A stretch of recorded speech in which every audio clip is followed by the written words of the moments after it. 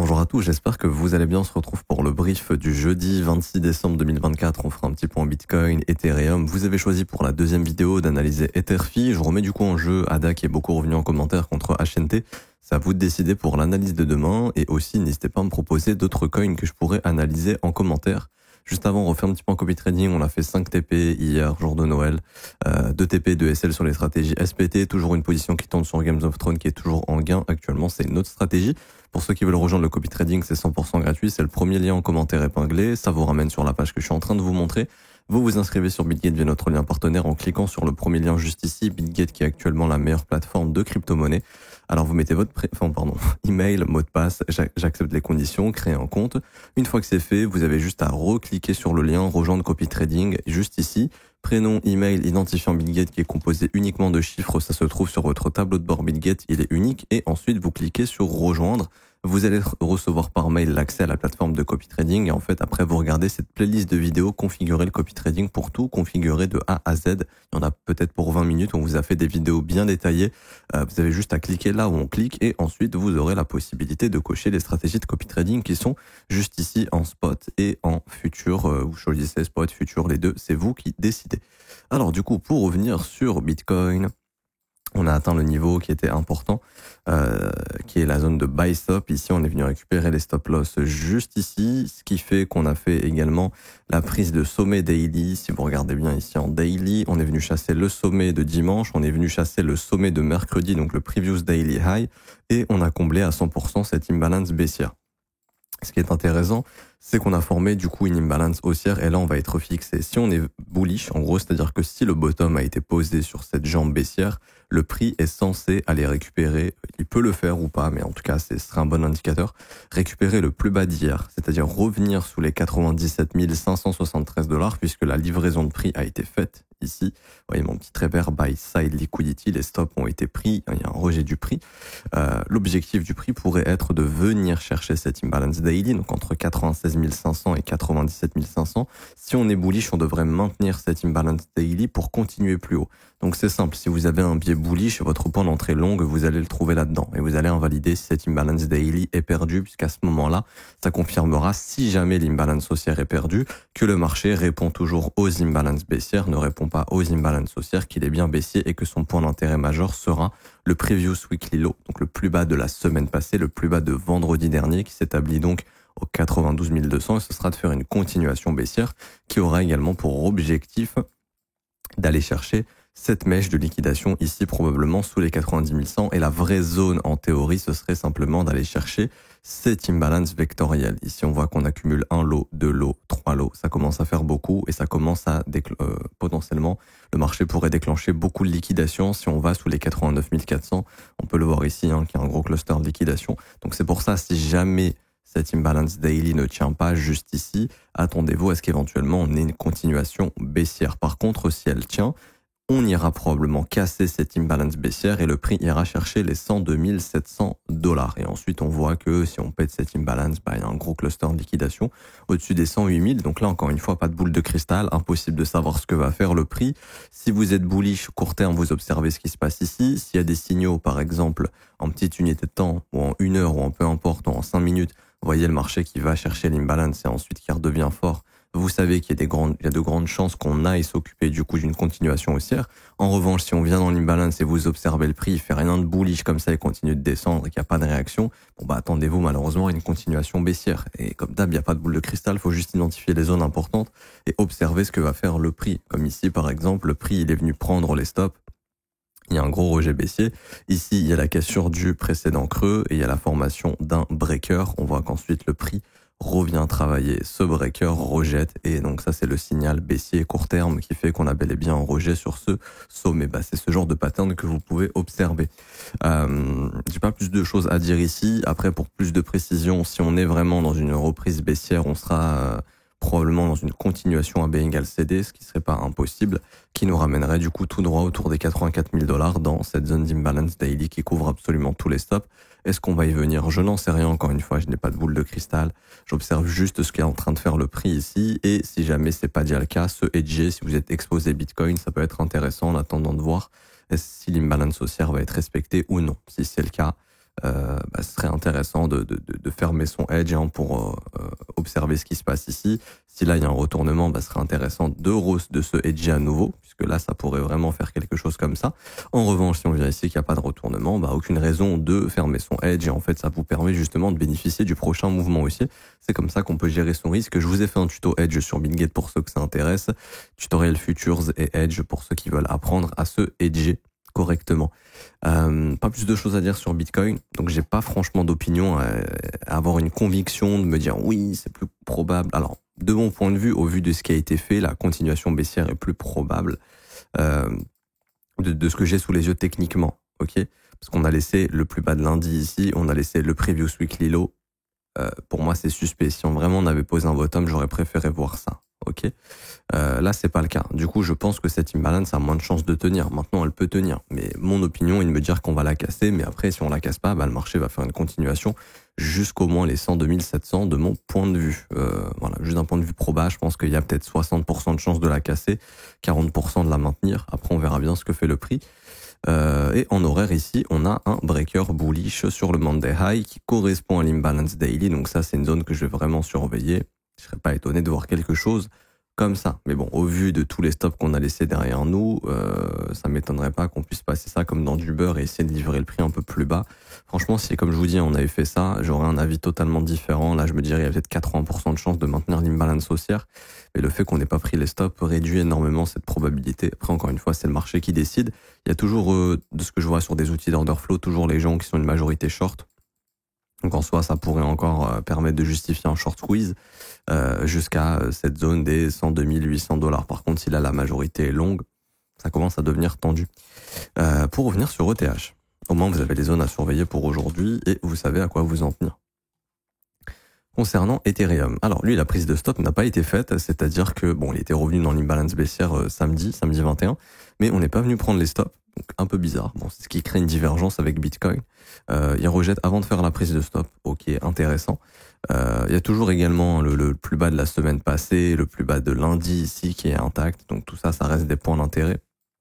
Concernant Ethereum, on va aller en 1 heure et ce qu'on voit en 1 heure ici pour le moment, c'est la cassure du dernier creux. Alors on va voir si la cassure du dernier creux va se faire ou non. Ça, c'est un truc qu'on va pouvoir observer. Est-ce que cette cassure de creux va avoir lieu? Pour l'instant, ça semble être le cas encore de chandelle. En mèche, c'est pas encore le cas, donc il faudra vérifier. Si on casse le précédent creux, ici, éventuellement, là, on pourra commencer à parler de changement au niveau du comportement du prix et de se dire que le prix, malgré qu'il n'ait pas pris les stops, il aurait peut-être envie d'aller retracer un peu plus bas et de suivre Bitcoin. Si Bitcoin maintient son imbalance daily, Ethereum va réussir à faire quelque chose comme ça. Si Bitcoin ne maintient pas son imbalance daily, malheureusement, Ethereum va probablement revenir au minimum sous le plus bas de lundi, je pense, c'est-à-dire sous les 3213 $. Si vous êtes acheteur spot, en tout cas, c'est une bonne zone. Si on vient également sous les 3099, c'est une bonne zone. Et je vous rappelle que la zone vraiment ultime en weekly, elle est claire, elle est précise, elle est là, c'est sous les 3000 $, c'est de revenir bosser cette imbalance vectorielle. Je ne sais pas si on va y revenir encore une fois, je n'ai pas de boule de cristal. Ce que je sais en tout cas, c'est que pour quelqu'un qui veut acheter du spot, c'est une excellente zone. Et je pense qu'il y a de très gros poissons ici qui vont recharger, qui vont en profiter si on y revient. Et je pense qu'ils sont comme vous, enfin ils sont comme nous, ils attendent de voir si le prix va y venir ou pas. Et si le prix va y venir, ils vont dégainer tout simplement. J'ai pas plus de choses à dire sur Ethereum. Si jamais ça part en target de continuation baissière à 84 000 sur BTC, et encore une fois, je ne sais pas si ça va arriver, ce sont des objectifs théoriques. Sur Ethereum, l'objectif théorique, sans dire que ça va arriver, l'objectif de continuation théorique serait les 2548 sur Ether. Encore une fois, ça ne veut pas dire qu'on va aller à 2548 $. Personnellement, ça me semble assez bas. Alors, ça me semble assez bas. Techniquement, il y a des raisons d'y retourner un jour si on veut. Est-ce que ce sera ce mouvement qui va nous y ramener? Peut-être que oui, peut-être que non. Ça, je n'en sais rien. Ça m'étonnerait pas qu'on puisse faire, par exemple. En fait, je me dis juste que si on va chercher cet objectif, l'objectif du prix, à mon avis, sera de faire quelque chose comme ça. En fait, la même structure qu'on a eue sur Bitcoin en 2020. Pour ceux qui s'en souviennent, je vous montre rapidement. Mais grosso modo, pour moi, en fait, Ethereum, il serait là. Il serait, si on compare avec le cycle de BTC précédent, je pense qu'on serait là. C'est-à-dire qu'en gros, on s'est fait rejeter. Ici, hop, vous puissiez comprendre. En gros, on a eu notre rallye. On est revenu vers les résistances, on s'est fait rejeter. On a eu un dip qui est venu retracer quasiment tout ce qu'on a eu avant. Donc en gros, là, c'est les 2000 balles d'Ether. Ether revient genre à 2004, 2005. Et ensuite, il y a le breakout. Et ensuite, on va chercher l'énorme rallye avec des extensions 508, 628 qui plus est. Ce qui ici a donné sur Bitcoin en termes de target entre 57 000 et 70 000. Donc, c'était bien le top du bull run précédent. Sur Ethereum, si l'histoire se répète, c'est-à-dire que en gros, ici, on fait tac, tac, tac, tac, ok. À ce moment-là, les objectifs d'extension sur Ethereum nous ramèneraient sur des objectifs entre 12 200 et 14 600. Alors, est-ce que ça va arriver? Je n'en sais rien, encore une fois, mais ce sont des objectifs théoriques. Je ne sais pas si on reviendra entre 12 000 et 14 000 sur Ethereum. Ça me paraît assez élevé. Moi, j'avais plutôt des objectifs entre 9 000 et 11 000 grand max. Mais bon, des fois, le marché pourrait nous étonner. En tout cas, c'est ce que pourrait faire le prix si jamais il y a un dip dans cette imbalance. Pour moi, ce serait plutôt pas pour marquer ça. Hein. Parce que je retiens que BlackRock a fait sa demande de TF ici et c'est le prix qui est maintenu sans cesse. Hein. Donc je pense que Mr. BlackRock et Larry Fink, il a peut-être de l'intérêt à ce qu'Ether ne vienne pas sous ces niveaux. Ce qui m'invite à penser que si jamais on vient là, ça sera un double bottom en fait pour faire un énorme breakout et une big accélération au cours des prochains mois. Quoi qu'il en soit, pour moi, c'est des opportunités exceptionnelles si Ethereum va chercher ses prix. Encore une fois, je ne sais pas si on va y venir, mais je trouve que ce serait une opportunité exceptionnelle. Et comme je l'ai dit en 1 heure, là on va bien surveiller si ça pète ce creux ou non. Bon bah ça pourrait livrer un mouvement baissier jusqu'au moins les 3357, mais je pense vraiment que l'objectif serait le Mandelo. De toute façon, tout va dépendre de Bitcoin, c'est lui qui décide de tout. Un commentaire qui est intéressant qui est revenu de pourquoi tu n'analyses pas la Bitcoin dominance, parce qu'en fait quand je vous parle d'altcoin, je vous parle de mon indice Others BTC qui pour moi est c'est quasiment la même chose, mais c'est plus intéressant de mon point de vue que la Bitcoin dominance. Ça permet de cibler directement les altcoins. Et là, de ce qu'on a vu, c'est que les alts ont pu surperformer Bitcoin. Je vous ai fait une petite vidéo là-dessus. Sauf que là, il n'y a plus de volatilité sur Bitcoin et les altcoins n'arrivent plus à surperformer. Parce qu'en fait, beaucoup d'altcoins ont atteint un objectif qui était simplement le même swing high que Bitcoin, ici. Pour ceux que ça intéresse. Mais en gros, il y a beaucoup d'altcoins qui sont également venus chercher le sommet de la prise de stop ici, vous voyez, là. Et en fait, c'est ce qui fait qu'il y a beaucoup d'alts qui ont fini leur livraison de prix et qui ne pumpent plus et qui dumpent. Ce qui fait que Others BTC, ici, est en train de redumper. Et en fait, si on est dans un concept de consolidation, manipulation, expansion, c'est-à-dire consolidation, ici, la manipulation, c'est-à-dire la prise des stops et l'expansion baissière, il y a beaucoup d'altcoins qui ont aussi fait cette livraison de prix en prise de stop. Et donc là, ça voudrait dire qu'elle se prépare à faire une expansion baissière. Et du coup, vu que l'expansion baissière sur les alts, c'est au moins 20% et que sur Bitcoin, c'est 7%, bah, on se retrouverait avec des altcoins qui sous-performent Bitcoin, ce qui serait tout à fait normal. Puisque ici, en fait, pour remonter chercher le swing high du Bitcoin, il fallait faire un pump de 7%. Sur les altcoins, il fallait faire un pump de 20-25%. C'est pour ça que les altcoins ont surperformé Bitcoin sur le rebond. Et si jamais maintenant l'objectif, c'est de faire une expansion baissière, comme ceci, bah, les altcoins, c'est 20-25% de baisse. Donc vous allez voir, en fait, la Bitcoin dominance aurait augmenté. Donc moi, mon indice Others BTC ici, descendre. Voilà, pour ceux qui veulent comprendre un petit peu. Maintenant, pour ceux que ça intéresse, si vous voulez absolument qu'on fasse un tour sur Bitcoin dominance, ici, hop. Alors, on peut voir que sur la Bitcoin dominance, le dernier creux majeur a été rompu. Donc, dans l'idée serait d'essayer de trouver un sommet descendant, ici. Si le sommet descendant ne se forme pas, il faudra s'attendre à avoir un nouveau sommet sur la Bitcoin dominance, tout simplement. Et les objectifs pourraient être d'aller chercher... après, je peux pas vraiment analyser ici comme j'analyserais un actif, mais ça pourrait être de pousser jusqu'au 65%, quelque chose comme ça. Donc dans l'idée, là, ce qu'on aimerait voir, c'est que vraiment, il y a un sommet descendant qui se forme. C'est-à-dire, en gros, même si ce sommet, il saute, qu'à un moment donné, le prix recasse le précédent creux et qui reconfirme une dynamique baissière. Ça pourrait être le signal que la Bitcoin dominance va continuer de baisser. Là, actuellement, on a eu un signal baissier. On essaye de trouver un sommet descendant. Et ce qui confirmerait ce sommet descendant, c'est, par exemple, quelque chose comme ça. Là, vous voyez, la dynamique, elle est haussière. Sommet ascendant, creux ascendant. Ce serait de finir cette dynamique haussière sur ce rebond sans aller casser ce sommet. Donc, en fait, que le prix se retourne avant. Et là, on aurait éventuellement une alt season. Donc, je m'arrête ici pour aujourd'hui. J'espère que ça vous aura plu.